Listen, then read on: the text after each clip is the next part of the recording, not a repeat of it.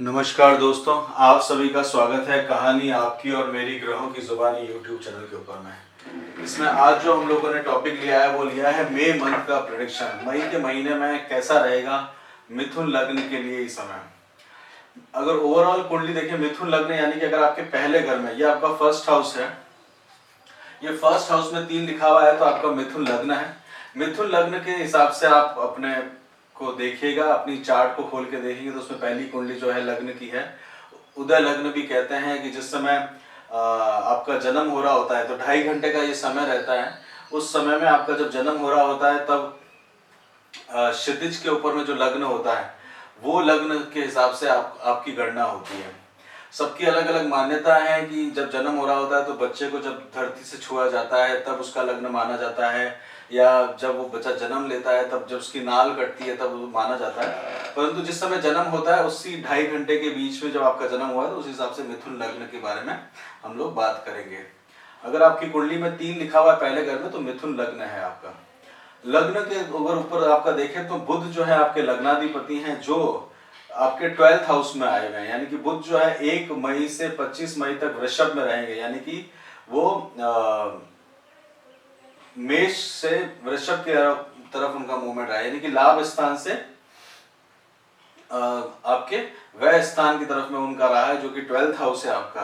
तो आपको इस समय ये मई के महीने में थोड़ी सी सेहत के प्रति ध्यान देने की जरूरत है, खर्चों के प्रति ध्यान देने की जरूरत है। साथ के साथ में आपके लिए सबसे जरूरी यह है कि लग्नेश 12वें स्थान में जाने का अर्थ हुआ कि अपने मेडिकल से रिलेटेड जो है उनमें ध्यान देने की जरूरत है। बुध जो है वो साथ के साथ में आपको ये ना हो सके कि आप इस समय जो चल रहा है वो एक तरह से कोरोना का भी चल रहा है, तो उसमें भी सावधान रहने की आपको जरूरत है। साथ के साथ में बुध जो है वो राहु के भी कंजक्शन में जाएंगे, यानी कि राहु जो है वो भी वृषभ में है 23/9 से 11/4 तक, यानी कि 11/4/2022 तक वृषभ में ही रहेंगे। उनका मूवमेंट जो होगा 18 डिग्री से 16 डिग्री में होगा, यानी कि 18 से 16 डिग्री के अंदर में होने के कारण वो एक सम राशि के अंदर में, यानी कि अपने आप में सम राशि में रहेंगे। तो वहां पे आपको ध्यान देने की जरूरत है। बुध और राहु का आपस में कंजक्शन होगा, हो सकता है कि हेल्थ से रिलेटेड आपको बहुत ज्यादा ध्यान देने की जरूरत पड़ सके। केतु भी जो है उनकी भी दृष्टि रहेगी वहां पे, तो राहु की दृष्टि जो रहेगी वो आपके अगर आप देखेंगे तो पंचम दृष्टि राहु की आपके घर परिवार में रह सकती है, घर की शांति में रह सकती है, वो बुध का भी घर है। तो यानी कि अगर आप देखेंगे तो घर के अंदर में ज्यादातर मिथुन लग्न वाले आइसोलेट रहना पसंद करते हैं, अकेले रहना पसंद करते हैं। बाहर की दुनिया में उनका बहुत बड़ा एक इंटेलेक्चुअल होता है, बट घर में अगर आप देखेंगे तो मिथुन लग्न के जातक अपने आप को अकेला रहने में ज्यादा सुकून महसूस करते हैं। वहां पे राहु की दृष्टि है तो आपको अजीब से ख्याल आएंगे जो कि थोड़ा पॉजिटिव डायरेक्शन में नहीं होंगे, तो उसके ऊपर में आपको थॉट प्रोसेस को थोड़ा सा ध्यान देना होगा, क्योंकि बुध और राहु की युक्ति अपने आप में कुछ आप ऐसी बात भी घर में कर सकते हैं जिससे कि सामने वाले को पीड़ा हो सकती है। साथ के साथ में राहु की दृष्टि जो रहेगी वो मंगल की राशि यानी केतु के ऊपर में भी रहेगी, और साथ में मंगल जो है वो आपके लग्न में आके बैठे हैं। मंगल जो है वो देखिए तो आपके बुध के शत्रु माने जाते हैं, क्योंकि मंगल जो है वो डूअर है, मतलब काम करना चाहते हैं, इमीडिएटली एक्शन लेना चाहते हैं। और मिथुन लग्न जो है वो बुध का लग्न है, यानी कम्युनिकेशन, बातचीत से बात को करना। तो जहां एक्शन की जरूरत नहीं है वहां मंगल जो है वो लग्न में आके बैठे, जिसके कारण आपका क्रोध भी बहुत अधिक बढ़ जाएगा।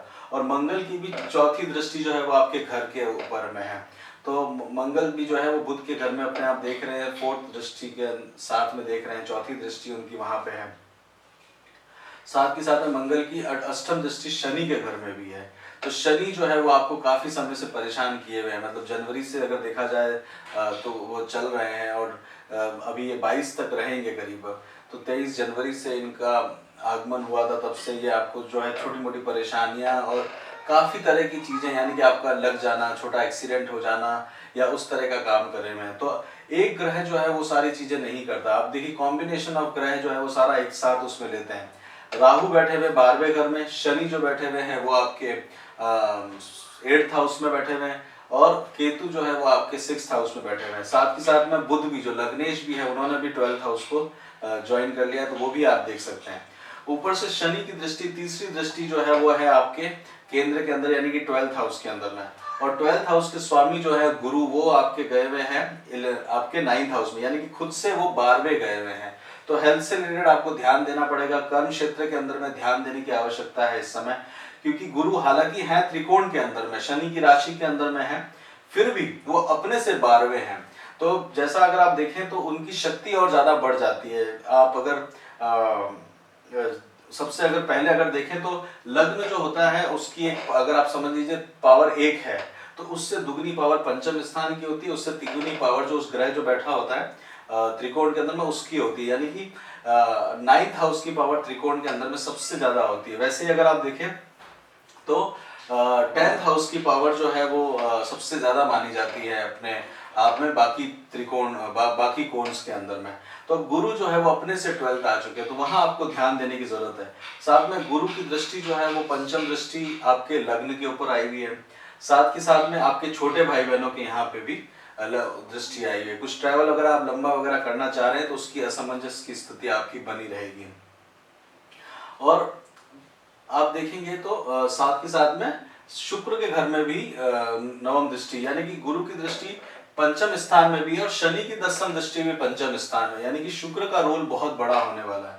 शुक्र जो है वो आपके विलासिता के, आपके यहाँ पे कुछ उत्सव वगैरह उसका भी कार्यक्रम को भी बना सकते हैं। तो आप देखेंगे तो आपको शुक्र जो रहेंगे वो 4 मई से 29 मई तक वृषभ में रहेंगे। तो हो सकता है कि कुछ आपके खर्चे और व्यय भी बढ़े, विलासिता की चीजों में आप बढ़े, आपको थोड़ा अम्यूजमेंट करने का मन हो, परंतु बाकी सब जो ग्रह हैं वो आपको इतना सपोर्ट नहीं करेंगे। शनि उसको थोड़ा सा रिस्ट्रिक्ट करेंगे, मंगल जो है उसको डिसीजन लेने के लिए करेंगे। परिवार के अंदर में आपके कुछ सेलिब्रेशन या फंक्शन वगैरह होगा तो उसको आपको थोड़ा सा ध्यान देने की जरूरत पड़ेगी, वहां पे आपको बोलचाल से अपने आप को सही करना होगा, अदरवाइज आपको थोड़ा नुकसान उठाना पड़ सकता है।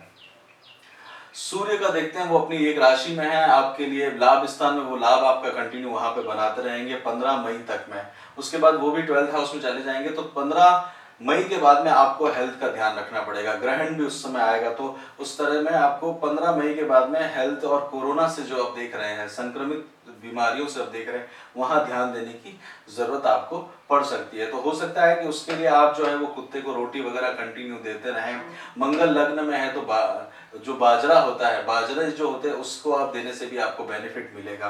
साथ में गजानन जी के मंत्र वगैरह जो है, उनके जो है कवच और चालीसा जो है वो आप सुनने से आपको बेनिफिट मिलेगा, क्योंकि लग्नेश स्वयं 12वें स्थान में आ रखे हैं। तो ये ओवरऑल अगर आपका देखा जाए तो ये चार्ट है। इसमें और भी अगर थोड़ा गौर से दिया जाए तो आपके 7th हाउस के स्वामी जो है वो अपने से तीसरे स्थान पे गए हुए हैं, तो यानी कि गुरु वहां से तीसरे स्थान में जाना, यानी कि वहां पे एफर्ट्स डालना पड़ेगा। पार्टनरशिप के अंदर में कुछ एफर्ट्स आपको डालने की आवश्यकता पड़ सकती है।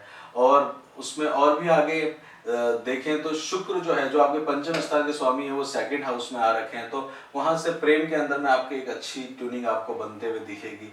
आपको एक जहाँ पे भी आप अपनी प्रोग्रेस वगैरह देख रहे हैं या बच्चों के साथ में एक अच्छा आपका माहौल बनता हुआ आपको दिखेगा। गुस्से पे काबू रखिएगा, क्योंकि मंगल जो है वो लग्न में है, बस उतना ही आपको ध्यान देने की जरूरत है। मंगल इस समय तीव्र भी हो जाते हैं एक तरह से केंद्र में आने के बाद में, और बुध की राशि में आने के बाद में तो एक थोड़ा सा उनको छटपटाहट भी रहती है। तो बोलते समय आप ध्यान रखिएगा, कुछ लीक से हटके आइडियाज जरूर आपको इस समय आएंगे, जिससे आप उनके ऊपर में अगर काम करते हैं तो ग्रोथ आपको दिख सकती है। गवर्नमेंट से रिलेटेड आपको फायदा इस समय दिख सकता है इस समय में। तो अगर इसको पॉइंट वाइज चला जाए तो हेल्थ से रिलेटेड अगर आपकी बात करी जाए तो हेल्थ आपकी कुल मिला के ध्यान देने वाली बात है इस समय में। अपनी हेल्थ आप ध्यान दीजिएगा, साथ के साथ में अपने संतान की भी हेल्थ को आपको ध्यान देने की इस समय आवश्यकता पड़ सकती है। और अपने माता की हेल्थ के बारे में भी आपको थोड़ा सा ध्यान देना चाहिए। एजुकेशन जो है वो आपकी नॉर्मल चलती रहेगी, उसमें थोड़ा सा व्यवधान जरूर आएगा हालांकि, बट उतना मेजर नहीं आएगा, बट हाँ एक तरह का रुकावट जरूर आने वाली है। अगर आप प्राइमरी अंडर ग्रेजुएट वगैरह कर रहे हैं, हायर एजुकेशन कर रहे हैं या उससे बढ़ रहे हैं, तो वहां आपको थोड़ा सा फायदा अवश्य मिल सकता है। शादी के बारे में इस समय अगर सोच रहे हैं तो वो इस समय बहुत ज़्यादा योग नहीं बने हुए, बट एक तरह से 50% आप इसको समझ सकते हैं। इस समय आप जो है उसको जजमेंट कर सकते हैं और एक माहौल आपके लिए ज़रूर तैयार हो सकता है। जॉब से रिलेटेड अगर देखा जाए तो जॉब में आपको थोड़ा सा ऐसा लगेगा कि छोड़ दिया जाए या फिर इसको नहीं रखा जाए। जॉब में आपको अपना आप छूटने का मन करेगा, उसको भी आप कंटिन्यू करते रहिए। कुत्ते को सुबह सुबह रोटी देने से आपको बेनिफिट हो सकता है, साथ में मछलियों को दाना देने से भी फायदा आप ले सकते हैं। चांदी की ग्लास में अगर आप दूध और पानी पीते हैं तो वो आपके लिए एक रेमेडी का उपाय कर सकता है। और गज केसरी योग के बारे में बात करें तो 4 तारीख, 12 तारीख, 19 और 25 तारीख को गज केसरी योग है। और साथ ही साथ में अगर देखा जाए तो आप जो बेनिफिट उठा सकते हैं वो उठा सकते हैं। जब 19 तारीख को गज केसरी योग का आपको बेनिफिट मिल जाएगा। साथ ही साथ में 4 तारीख को आपको गज केसरी योग का बहुत अच्छा बेनिफिट मिलेगा। तो 4 तारीख आपके लिए बहुत अच्छा रहेगा। पैसों का आप लेन देन करते हैं उस समय 4 डिग्री से के समय में गुरु होंगे, गुरु 5 डिग्री में जा रहे होंगे, तो अपने आप में उसका आप बेनिफिट ले सकते हैं। वो आपको एक बेनिफिट करते हुए जाएगा। बुरे दिनों में अगर आप देखा जाए तो आपको ध्यान देने की ज़रूरत पड़ेगी। तो आपको 10 तारीख, 10, 11 तारीख को आपको ध्यान देने की ज़रूरत पड़ सकती है। 10, 11, 12 को आप थोड़ा सा ध्यान दीजिएगा, विशेषकर से 10 और 11 को आप ध्यान दीजिएगा। उसके बाद में आप 15 तारीख को आप थोड़ा सा विशेष ध्यान दीजिएगा। 15 तारीख को 10, 11 और 15 तारीख आपके लिए बहुत ज़्यादा कारगर नहीं रहेगी। और 21, 22 तारीख को आपको थोड़ा सा ध्यान देना होगा। 21, 22 को कहीं ट्रैवल मत करिएगा, ज़्यादा कहीं पे किसी को पैसा मत दीजिएगा, या आपको थोड़ा सा ध्यान देने की ज़रूरत पड़ सकती है। और 28 और 29 तारीख को किसी से ज़्यादा आप देखेंगे तो ट्रैवल मत करिएगा।